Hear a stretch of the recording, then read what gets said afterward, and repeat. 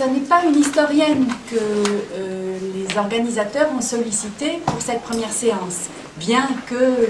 l'exposé s'appelle « La place de ces révolutions dans l'histoire du monde arabe ». Et je dis ça pour me protéger d'avance contre la faiblesse de ma formation en histoire et de mes connaissances. Éventuellement, on peut vous renvoyer à des références très solides et très intéressantes sur ces sujets-là, mais ce n'est pas par hasard. C'est parce que véritablement, lorsque nous réfléchissons aujourd'hui à ces révolutions, nous nous posons toutes sortes de questions sur leur genèse, sur leur inscription dans une société, sur les éléments qui ont fait que se sont cristallisées ces révolutions. Et c'est vraiment avec ce regard-là que je veux essayer d'évoquer des moments passés de l'histoire du Proche-Orient et du Maghreb. Et en particulier, c'est avec des questions très très actuelles que je me pose en regardant ce qui se passe au Proche-Orient, comme le disait Alain tout à l'heure, en Syrie en particulier. Et tous, nous sommes confrontés à cette espèce de contradiction. Je voulais juste te dire que je n'avais pas de montre aujourd'hui, donc tu me surveilleras. Merci. Nous sommes confrontés à cette espèce de contradiction qui fait que depuis des années d'études sociologiques et politiques de ces régions, les spécialistes ont insisté sur le fait qu'il y avait eu des grandes vagues de révolutions vers la démocratisation, je ne dirais pas de démocratie, mais vers la démocratisation, qui ont été repérées. La première grande vague du milieu du 19e siècle en Europe occidentale et centrale, la seconde grande vague de révolution qui a été celle qui a suivi la Seconde Guerre mondiale et qui a touché l'Europe du Sud, le cône de l'Amérique du Sud, et qui a été extrêmement importante dans le renversement des régimes autoritaires et des régimes militaires. Et puis, ce que les spécialistes ont appelé la troisième vague, et qu'on a repéré à partir de 1990 et de la chute de l'Union soviétique et des changements, des bouleversements en Europe orientale. Et cette analyse qui repose sur une description assez solide, mais une analyse qui est aussi très orientée, à contrario, insistait toujours sur « mais en face ». Il ne se passe rien de tel dans le monde arabe, quelquefois même dans le monde arabe et musulman. Il y a quelque chose de différent, il y a une exception arabe, une exception musulmane. Il y a là des sociétés dans lesquelles on repère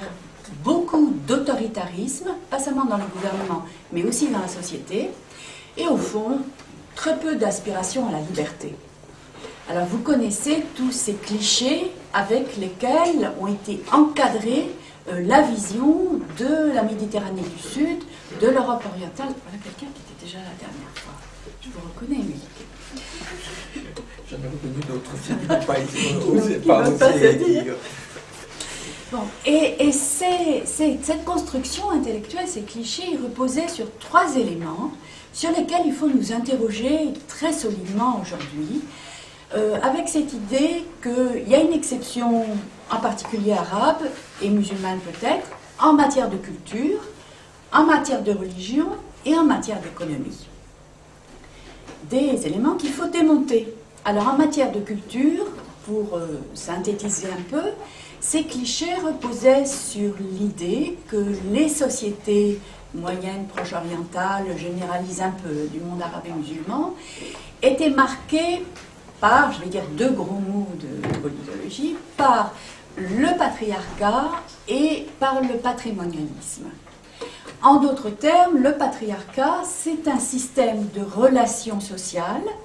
dans la famille, dans le groupe social plus large, mais qui s'étend quelquefois même au système politique,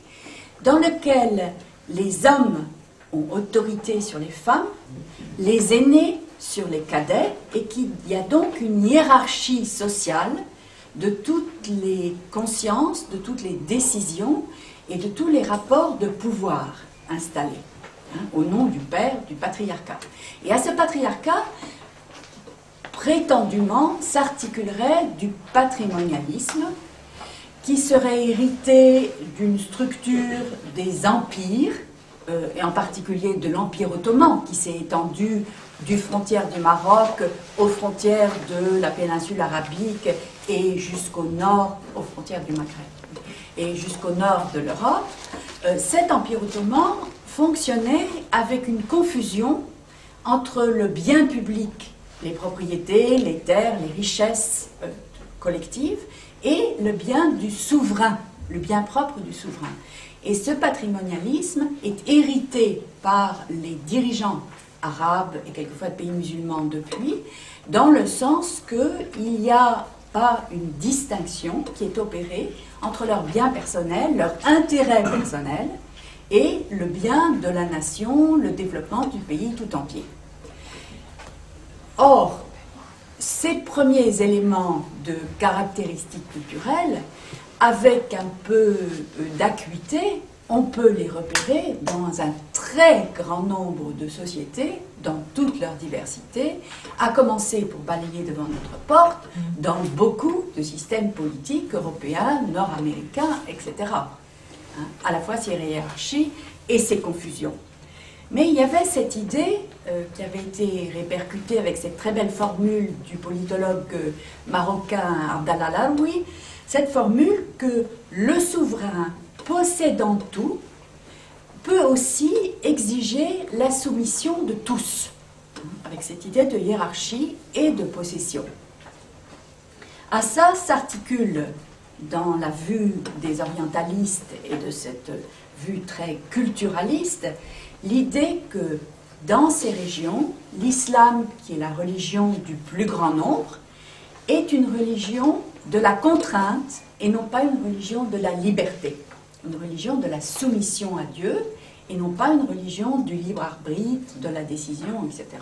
Avec un peu de culture islamologique, on voit que cette caractéristique est un cliché et qu'il y a une extrême diversité des positionnements à l'égard de l'islam et du vécu de l'islam et des pouvoirs dans la société qui sont complètement contraires à ce cliché de contrainte. Vous savez, on peut utiliser n'importe quelle formule empruntée à un juriste, etc. Et notamment Ibn Taymiyyah, qui était un juriste très conservateur, à cheval sur le 14e et le 15e siècle de l'islam, de notre ère plutôt. Ibn Taymiyyah avait eu cette fameuse formule que 60 ans sous un imam juste est mieux qu'une seule nuit sans gouvernement. C'est-à-dire, se soumettre au pouvoir, c'est toujours plus sûr. Et encore une fois... C'est un système injuste. C'est un système injuste. Il vaut mieux un système injuste, même celui, il vaut mieux 60 ans comme ça, sous cet imam. Et lorsque nous réfléchissons aux révolutions arabes aujourd'hui, c'est tout à fait en ces termes que se pose cette question. Et en ces termes que les analystes orientalistes souvent la posent. Est-ce qu'il vaut mieux garder la fameuse stabilité dans les régions du Moyen-Orient, dans les régions arabes? Et puis l'idée aussi, encore une fois un cliché, et avec un peu de comparatisme, on voit combien c'est un cliché posé sur ces régions,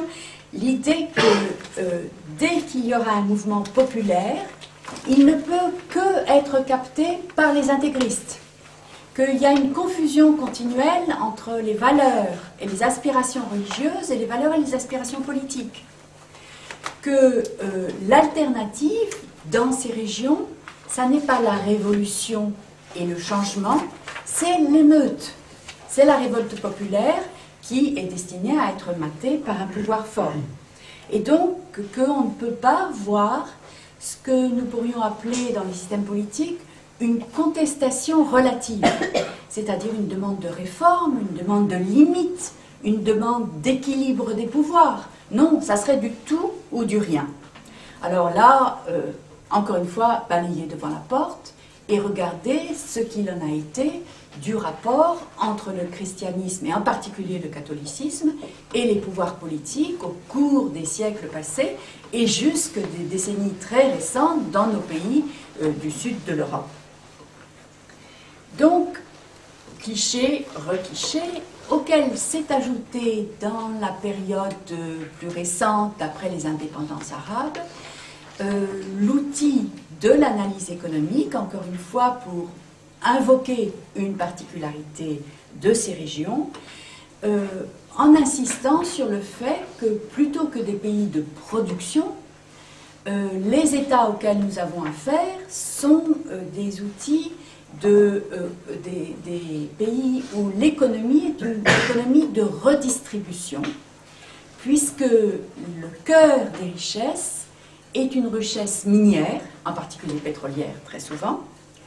et que le système de la fiscalité y est souvent léger ou encore assez peu développé, et qu'en quelque sorte, on n'est pas dans ce rapport État-société où l'État est en droit de réclamer des impôts à une société et où la société en retour est en droit de réclamer un contrôle des rapports justes dans l'utilisation de l'argent public. Ici, il y a une rente qui appartient de par le patrimonialisme aux dirigeants de l'État, le souverain, roi ou président, et qui est redistribuée d'une façon tout à fait arbitraire, tout à fait clientélaire, c'est-à-dire aux fidèles du régime, aux proches d'un point de vue familial étroit, et qui, du coup, engendre ce fameux rapport de soumission. Or, un peu d'économie politique nous montre très largement que ça n'est pas du tout le cas de tous les pays de la région. Je pense à la Turquie, je pense à l'Égypte, qui sont des pays où il y a une production agricole et une véritable industrie, par exemple, mais on pourrait en nommer beaucoup d'autres. Et d'autre part, en réalité, quelqu'un comme George Korn, qui a beaucoup travaillé sur les économies et sur les développements arabes, a montré qu'il y a de vrais rapports de fiscalité, y compris dans les monarchies de la péninsule arabique, qui sont des monarchies qui vivent du pétrole à plus de 90%.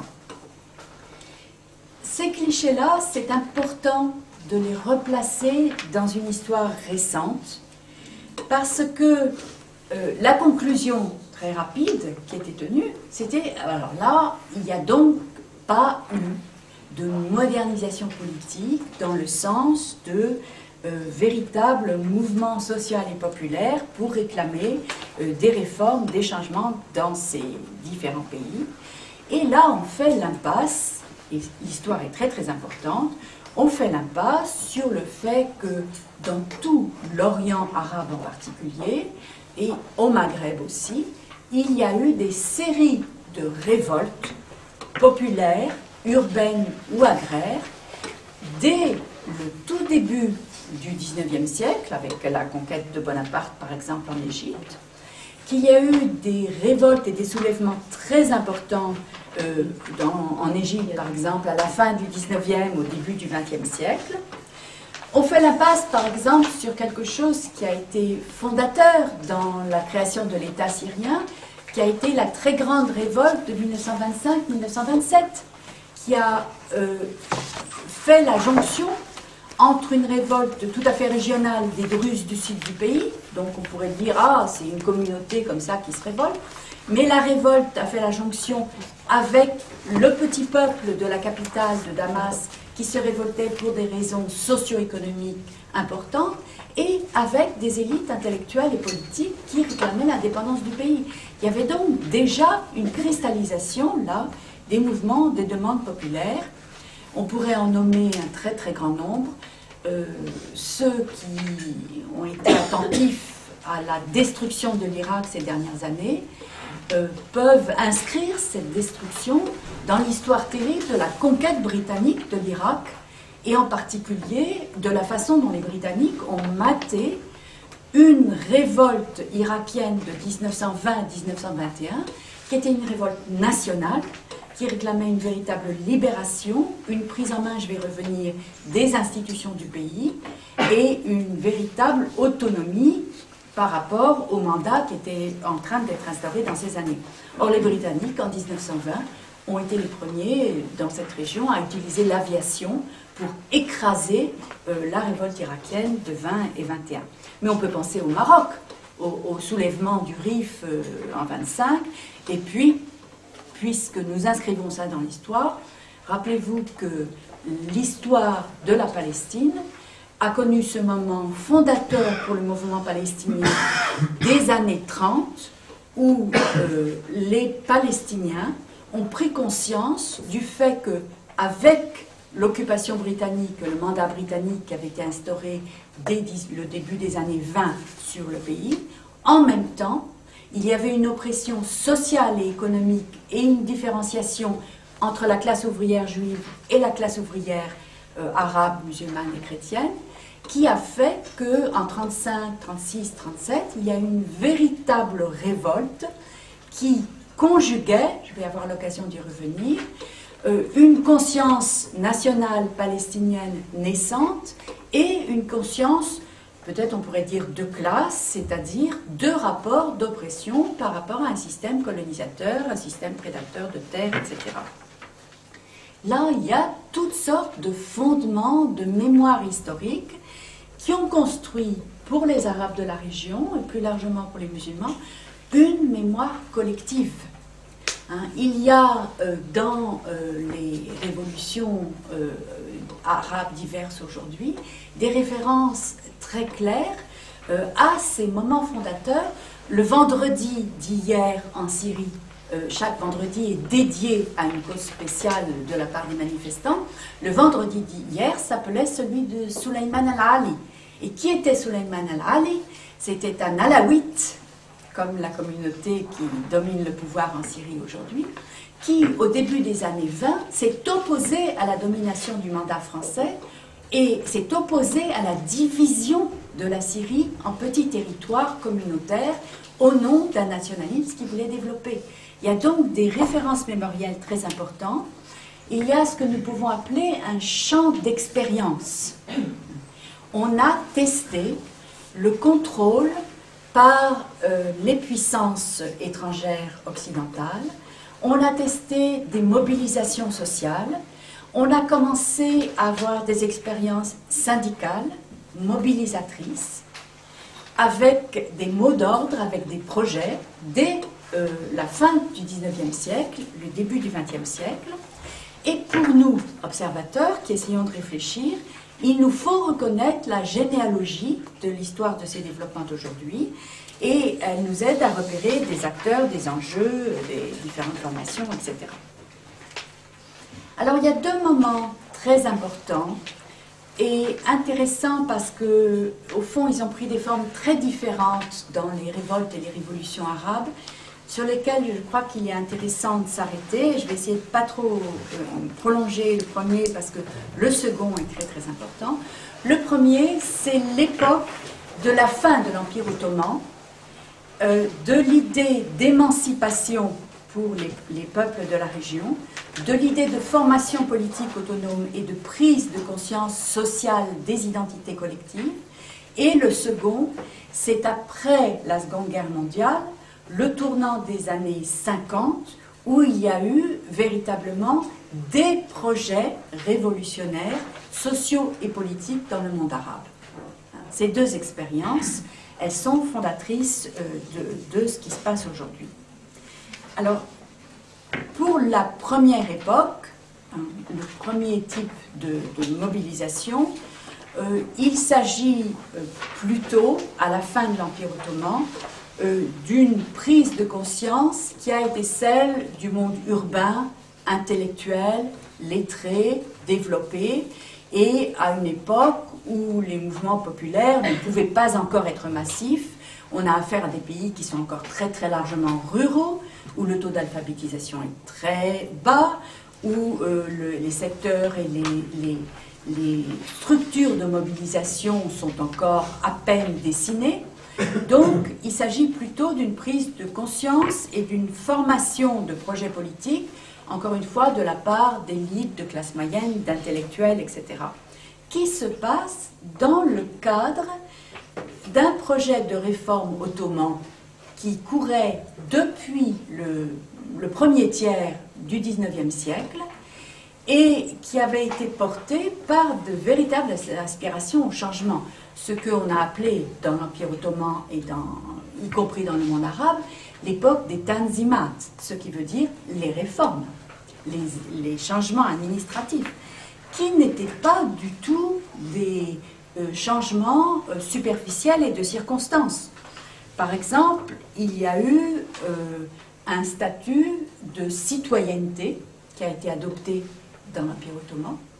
avec toutes sortes de dérogations, bien sûr, mais à partir duquel, fondamentalement, tous les citoyens de l'Empire devenaient, comme sujet de cet empire, égaux les uns par rapport aux autres. Il y a eu aussi l'adoption, en 1876, d'une constitution de l'État ottoman, qui était un véritable projet par rapport, et un changement par rapport au pouvoir absolu du sultan jusque-là. Il y a eu, et je reprends la formule de Henri Laurence, il y a eu une véritable ivresse de la liberté qui a touché à cette époque les milieux urbains, y compris dans les régions arabes concernées, et jusqu'au Maroc, même s'il ne faisait pas partie de l'Empire ottoman à cette époque. Beaucoup d'échos, d'effervescence, de réflexion, qui, pardonnez-moi de schématiser un peu, mais je ne voudrais pas trop m'étendre, qui ont pris un peu une cristallisation autour de deux pôles qui me semblent fondateurs pour cette idée de changement, voire de révolution dans le monde arabe. Ces deux pôles, je les ai appelés l'un le pôle autonomiste et l'autre le pôle des salafistes. Je vais m'en expliquer. Le premier pôle tourne plutôt autour des élites sécularisées ou qui choisissaient d'avoir une vue du politique qui prenait ses distances par rapport à la foi religieuse et à l'absolutisme que peut représenter le rapport à un pouvoir divin, et qui essayait de vivre le politique comme relatif, que ce soit des élites musulmanes ou des élites chrétiennes, peu importe, et qui, dans le monde arabe, se sont donc cristallisés autour d'une histoire arabe, de la valeur de la culture, de la langue, de l'identité collective, qui ont été portées, à ce tournant de la fin de l'Empire ottoman, par un développement absolument magnifique de la presse, des débats, et quelquefois même des mobilisations sociales au moment où s'installaient les dominations des puissances occidentales dans la région, qui se rappelle maintenant qu'en 1920-1922, la population entière de Beyrouth, musulmane, chrétienne, sunnite, chiite, peu importe, a fait la grève des tramways de Beyrouth, ça veut dire marcher à pied comme on l'a fait à l'époque de Juppé là, pendant quelques mois, pour ne pas accepter qu'une compagnie belge ait le monopole du développement de ces tramways et que la circulation urbaine, qui est un bien public, soit prise en main par la municipalité de Beyrouth. Il y a une prise de conscience culturelle, intellectuelle, identitaire qui s'articule avec une prise de conscience sociale face à cette domination occidentale. Et bien sûr, le politique joue un rôle très important, comme aujourd'hui. Cette période qui débute après la Première Guerre mondiale, c'est l'époque où se met en particulier de plus en plus en place le projet sioniste en Palestine et où, par ricochet, la conscience d'une identité palestinienne et la cristallisation d'une identité arabe, un véritable patriotisme se développe sur la base de, on pourrait dire, partis politiques. On peut beaucoup discuter de ce que c'est qu'un parti politique et dans quelle mesure c'est vraiment des partis à programme et qui ne sont pas autour d'une personne, mais deux partis politiques très importants qui se développent dans les différentes régions de cet empire finissant, de cet empire ottoman finissant. Et la demande d'autonomie, c'est pourquoi je les ai appelés l'autonomistes, c'est l'idée de pas rompre de façon trop brutale avec l'Empire ottoman, mais d'abord d'avoir une option fédéraliste si possible et de pouvoir faire des choix dans chaque région arabe qui soient des choix responsables de la population. Un des paradoxes d'ailleurs de ces partis arabes, puisque l'Empire ottoman s'est raidi dans sa dernière période, c'est que ces élites, ces militants, ces intellectuels ont fini par devoir se réunir à l'étranger, en l'occurrence au Caire souvent, et puis à Paris même en 1913, pour réclamer la décentralisation et pour réclamer plus de droits par rapport à l'Empire ottoman. Et c'est une démarche qui est très paradoxale et qui nous fait penser aujourd'hui à ce paradoxe dans lequel sont beaucoup des opposants de certains pays arabes qui n'ont pas voix encore dans leur pays et qui, quelquefois, sont un peu otages des pays d'accueil et de leur stratégie. Je pense aux opposants en particulier qui sont à Washington à l'heure actuelle et qui, en principe, informent la politique américaine. Autonomiste, c'est un premier pôle de tentative de libéralisation, d'une révolution intellectuelle, d'une révolution politique dans la région. Et l'autre pôle, je l'appelle salafiste, en faisant bien attention de me démarquer, de nous démarquer par rapport au langage journalistique. Les salafistes, les djihadistes, ils suivent Al-Qaïda, ils ont des bombes à la main, etc. Salafiste, ça veut dire qu'ils retournent à une religion qui est rattachée à la vérité morale et aux exigences de l'islam premier, qui est débarrassée de toutes sortes de compromis et de complications qui ont été ajoutées d'une façon ultérieure dans l'islam, et qui est souvent lié, ce salafisme, à un désir de réforme importantes dans l'Empire ottoman, puis dans les pays arabes dans les années 20 et 30. Et je pense à de très grands salafistes qui ont été des hommes politiques dans la région arabe, comme Rachid Rida, par exemple, qui est de Tripoli dans le Liban actuel, ou Kawakibi à Alep, qui a été à la fois un réformiste moral, religieux, avec un projet politique d'indépendance par rapport, qui a critiqué très fort l'absolutisme, le despotisme ottoman. La différence pour les salafistes, c'est qu'ils sont distants par rapport au modèle politique occidental, à la différence des décentralisateurs. Ils critiquent ce prêt-à-porter des systèmes constitutionnels et démocratiques occidentaux. Ils insistent sur les racines identitaires et morales de leur propre expérience de musulmans, mais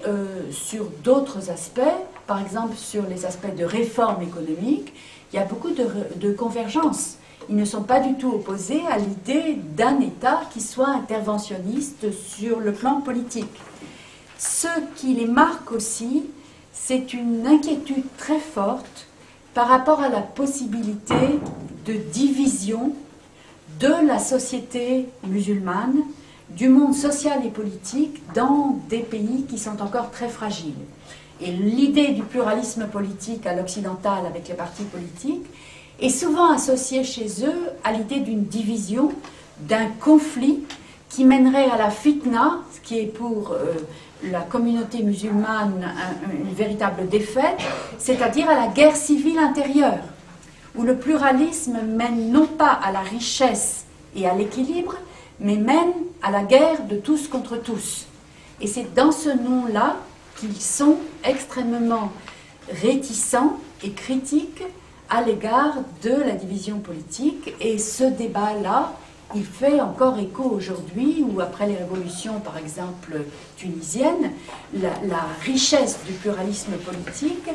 est tout de même contestée par ceux qui voudraient garder l'unité d'une nation tunisienne à couleur très musulmane. L'intervention occidentale a bien sûr mis fin à beaucoup de ces attentes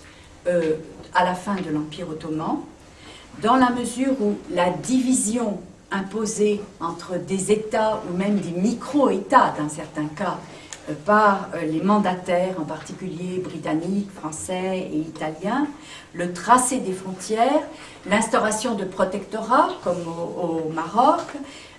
du contrôle britannique sur l'Égypte dès la fin du XIXe siècle,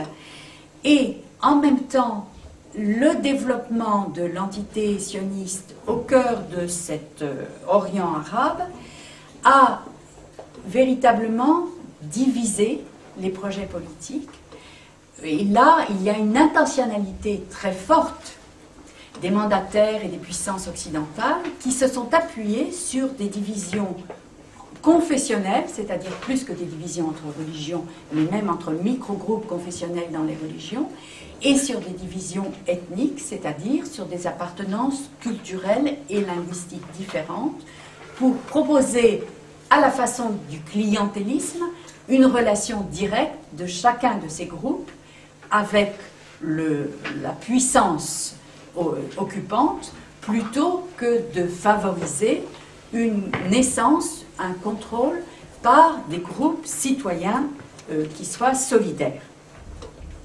Ce qui fait qu'en quelque sorte, il y a eu véritablement une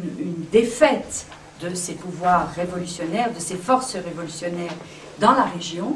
et qu'on peut dire que les puissances coloniales de l'époque ont fait le choix de s'appuyer sur des régimes autoritaires, sur des acteurs autoritaires dans la région, et ont fait des choix d'institutions politiques qu'ils ont appelées démocratiques. On voit des constitutions, on voit des élections, on voit des syndicats, des représentations, mais qui sont complètement descendues, octroyées par la puissance coloniale, et qui ne naissent pas de dynamique sociale et populaire, ou très très rarement. Prenez le cas de l'Irak sous mandat britannique par exemple,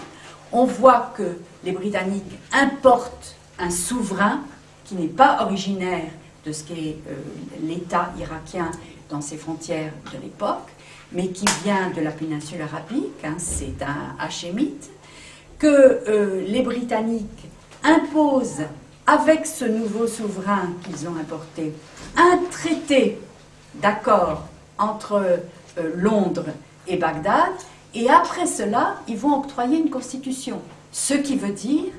que les élites politiques de l'Irak, celles même dont je vous ai parlé de leur révolution et de leur révolte contre les Britanniques en 1920-1921, n'ont presque pas leur mot à dire dans cette mise en forme de la Constitution et du système politique. On leur octroie, ils y sont soumis. Et on voit peu à peu, que ce soit dans les pays qui restent longtemps sous colonisation, comme l'Algérie par exemple, ou que ce soit des pays qui formellement reçoivent leur indépendance dès les années 1930, comme l'Irak ou comme l'Égypte, dans les deux cas, on voit un décrochage entre les élites locales et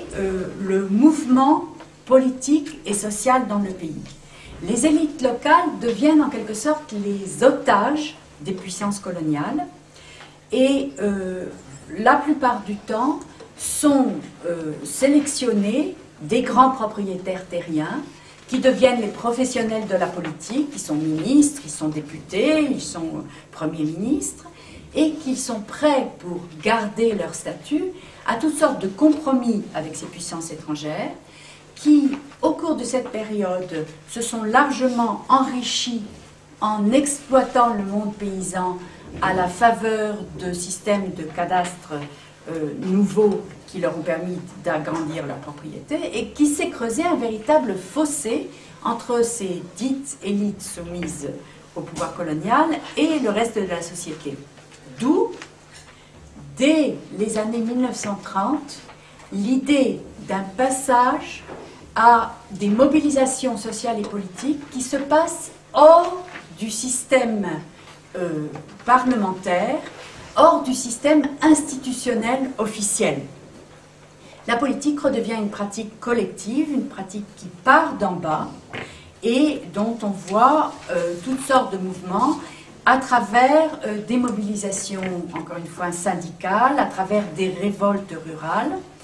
et où naissent, dans ces années-là, des nouveaux partis politiques extrêmement mobilisés, en particulier des partis nationalistes, des partis inspirés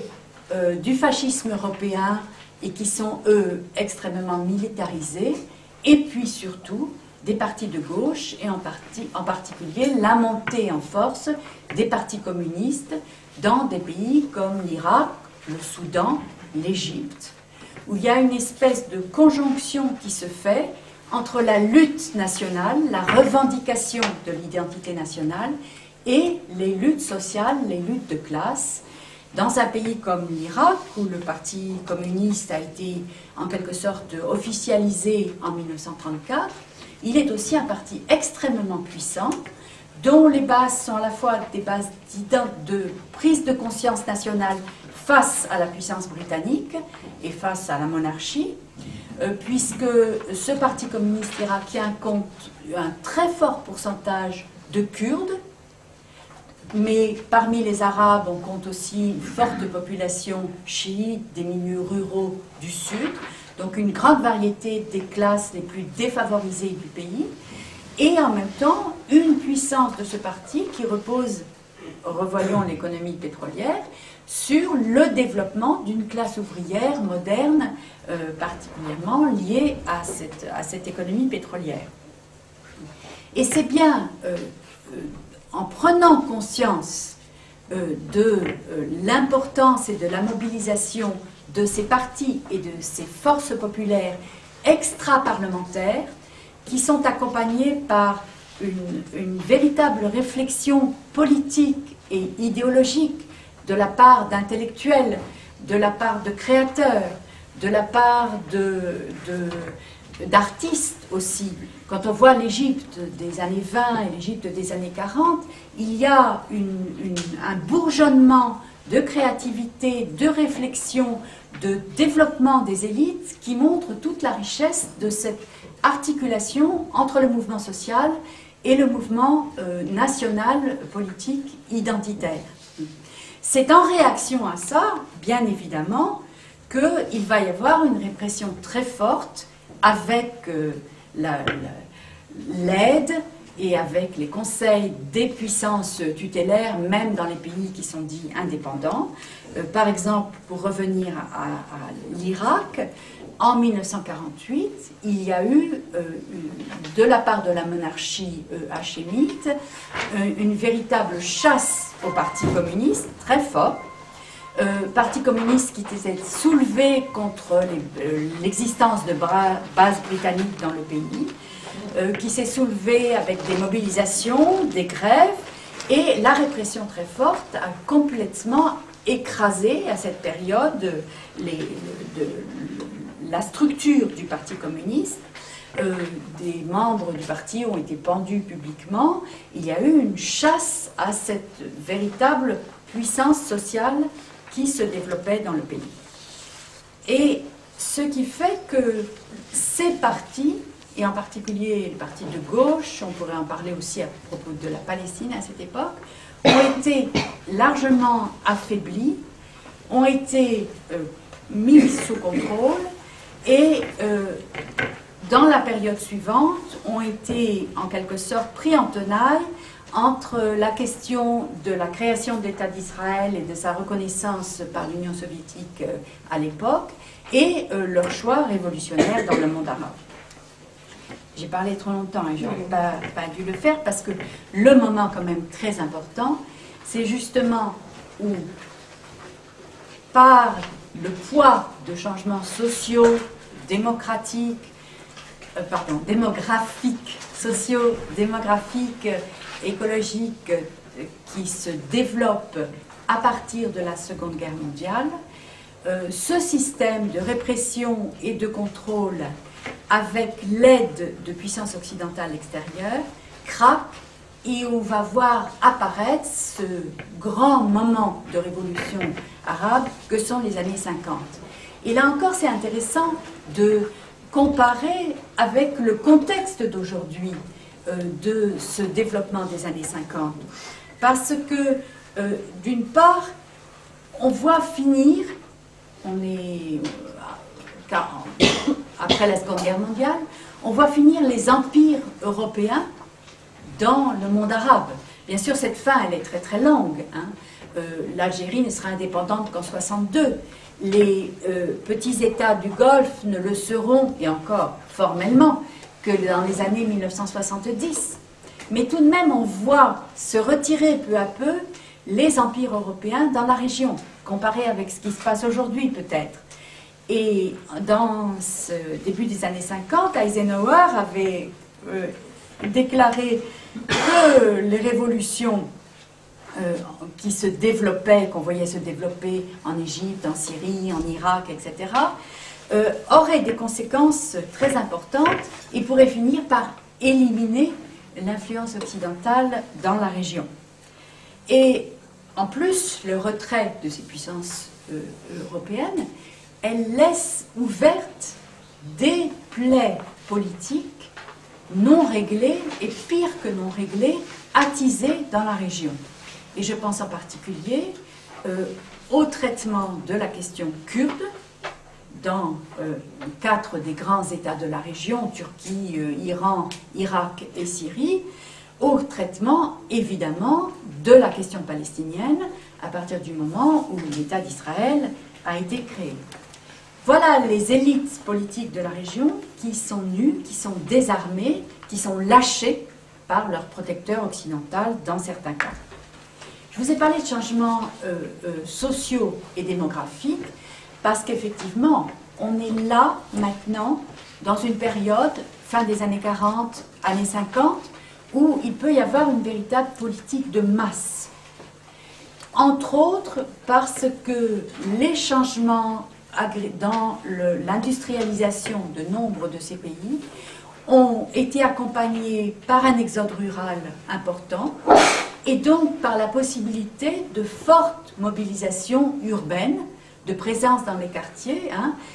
C'est pas la même chose de mobiliser en milieu rural que de mobiliser en ville où tout le monde est présent et où les interactions sociales peuvent être beaucoup plus fortes. Il y a un monde qui est beaucoup plus salarisé également. Il y a des mondes de l'entreprise avec des salaires, des patrons, des ouvriers, etc., qui s'est développé. Et puis, ça se passe dans le cadre de changements qui sont déjà en quelque sorte mondialisés, puisqu'on est dans une époque où le mouvement tiers-mondiste se développe d'une façon très intense, où la réunion de Bandung voit faire la jonction entre les projets de changement social et de libération nationale des pays d'Asie du Sud-Est, d'Amérique latine et des pays de la zone arabe qui sont importants, qui sont représentés, puisque Abdel Nasser est avec Tito et Sukarno, c'est Sukarno, un des 3 leaders de cette mobilisation de Bandung et de cette révolution importante à l'échelle mondiale. Il y a aussi à cette époque un changement dans l'utilisation des médias et ça peut nous faire réfléchir à ce qui se passe aujourd'hui. Bien sûr, à l'époque, c'est la radio. C'est la radio, et en particulier cette fameuse Sawt al-Arab, la voix des Arabes, qui émet depuis le Caire et qui est un véritable outil de mobilisation dans les milieux, alors là, les plus dispersés, les plus populaires, y compris les milieux illettrés. C'est extrêmement puissant. Et enfin, le 4e terme de comparaison qui est intéressant pour aujourd'hui, et qui est au contraire une comparaison peut-être négative, c'est qu'à l'époque, les partis idéologiques, ceux-là même qu'on a vu naître dans les années 30 et 40, en marge des systèmes politiques officiels, ces partis politiques à l'époque sont des partis programmatiques puissants, avec une véritable réflexion sur les mesures institutionnelles à prendre en termes de réforme agraire, de nationalisation, de fonctionnement des infrastructures dans le pays, de développement sanitaire, scolaire, social, de rôle de l'armée et du service militaire. Et que, peut-être pas tant le nasserisme, encore que Abdel Nasser est l'auteur d'une philosophie de la révolution, et qu'il était d'une certaine façon quand même porteur d'un programme, mais par exemple, là l'exemple est plutôt celui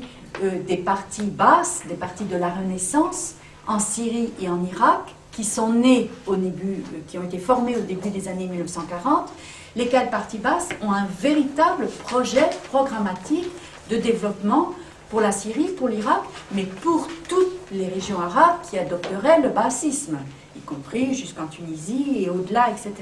Et là, la comparaison est assez négative par rapport à aujourd'hui, me semble-t-il, on pourrait en discuter, parce que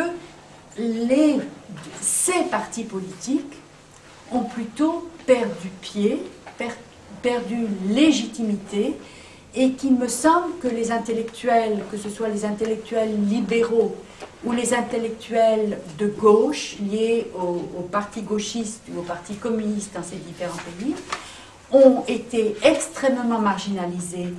à la fois parce qu'ils ont été persécutés politiquement et militairement, mais aussi parce qu'ils ont perdu leur légitimité idéologique dans le projet de développement, eu égard à des changements mondiaux très importants, mais eu égard aussi, et je vais finir là-dessus, parce que j'ai parlé trop longtemps pour le moment, au bilan qu'on a fait dans les années qui ont suivi de ces tentatives de révolution arabe des années 50, à un bilan qui est extrêmement mitigé et qui, à bien des égards, a été relativement négatif. Je veux dire par là que, après qu'on ait réussi dans nombre de pays, soit la décolonisation, soit la chute des régimes autoritaires, de certaines monarchies, je pense à l'Irak, de régimes très liés aux États-Unis, je pense au pouvoir de Chamoun au Liban, dans ce côté, à une libéralisation nationale, je pense à l'Algérie. Après cela, face à des immenses attentes populaires et face à ces programmes de ces pays, de ces partis développementalistes, il y a eu en quelque sorte de fortes contradictions qui se sont installées dans ces révolutions arabes et qui attirent notre attention sur ce qui se passe aujourd'hui, encore une fois. Je vous ai parlé de projets de développement, économie, sociale, de réforme agraire, de nationalisation. Et il y a eu effectivement des avancées absolument formidables, je pense en particulier au cas de l'Égypte et au cas de la Syrie, où le développement du monde rural, y compris jusque dans les années 1980, a été extrêmement favorable à la population syrienne et à l'agriculture et à la production agricole en Syrie, par exemple. Mais souvent aussi, ce développement s'est fait au mépris de logique économique et au mépris de logique écologique. Je pense à ces politiques de grands barrages quelquefois.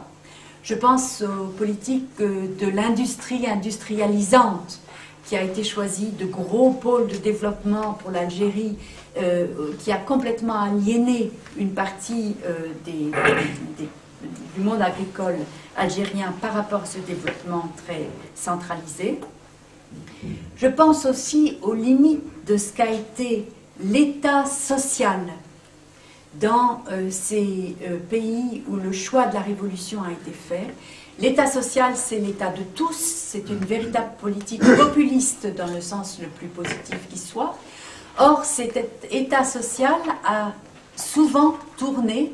à l'état de l'ingénierie sociale.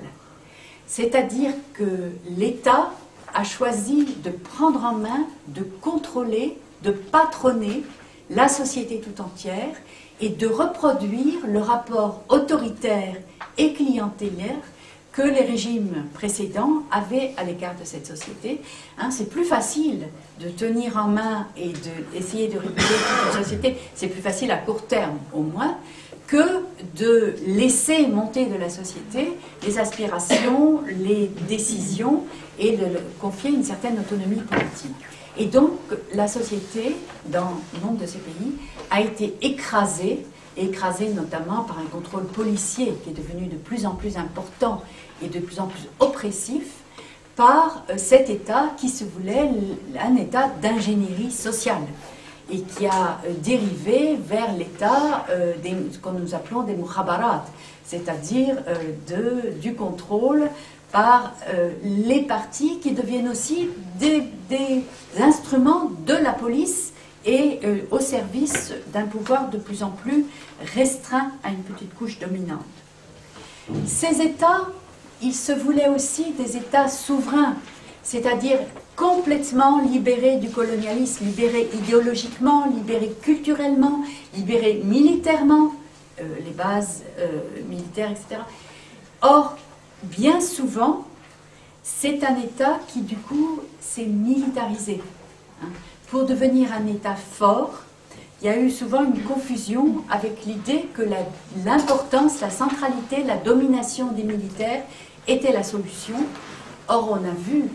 avec l'échec, la défaite énorme de ces régimes arabes en 1967 face à Israël, dans la guerre des 6 jours, que cette militarisation, elle était à la fois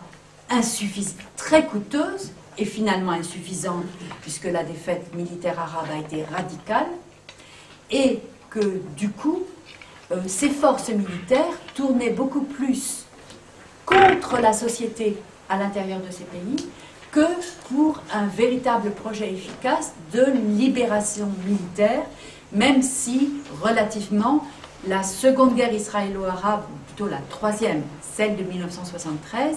a été, d'une certaine façon, militairement plus réussie que cette grande défaite de 1967.